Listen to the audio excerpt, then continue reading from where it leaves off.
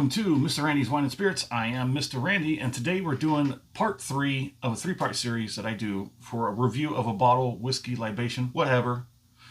So part 3, here we are, the final pour. But let's take a few steps back and start at this first one. First step is called off the rip. I get the bottle home, I crack it open, I pour it in a glass, I have my first taste, and share my first impressions with you because I love you. Part 2 is going to be right about here-ish.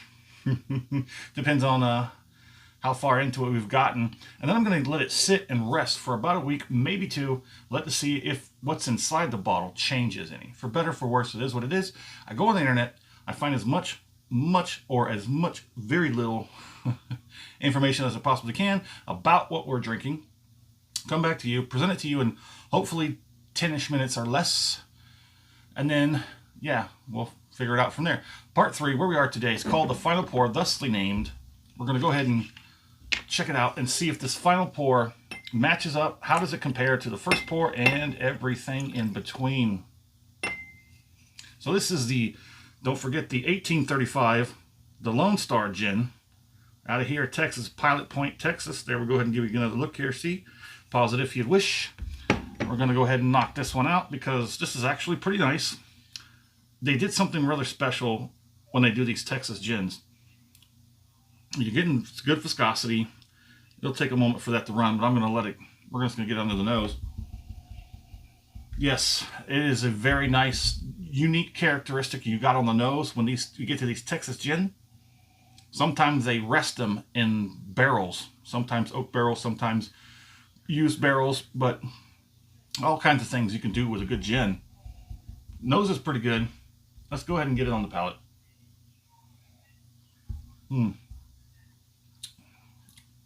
The nose definitely holds up pretty good. Seems like it may have turned down just a notch. The palate I'm going to say is relatively the same. Not too much of a loss on the palate. So that's what we're going to say on that. We'll get one more on the palate. I'm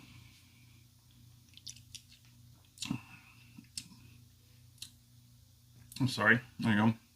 I wasn't looking at that. I was looking at the glass, not the screen. All right, so let's go ahead and knock this out with a finish.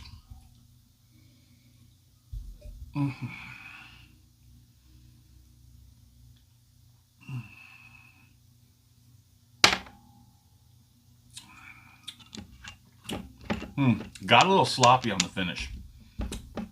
A lot of it's cultivating right up front around the tip of the tongue. Not a whole lot of heat on the back right now. That is starting to crawl its way back from the tip across the tongue. Still pretty good. I think the palate will probably be where I got a lot of the characteristics out of the flavors. The nose was pretty good. The nose was still holding pretty good. The palate was still pretty good as well.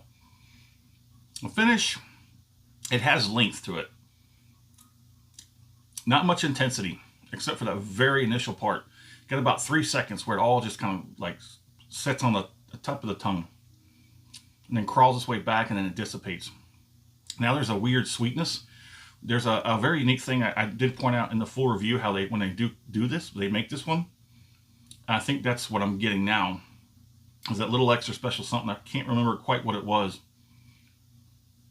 Now it's moved to the cheeks and the gums a little bit.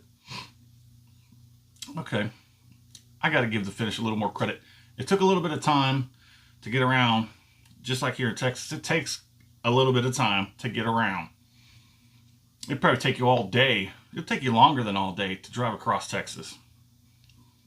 It's probably, I think it's a good 12, 13 hours. Any way you shake it, from either side, northwest, south, which way ever you're crossing Texas, it's at least a good 12-hour drive, unless you're strapped to a rocket.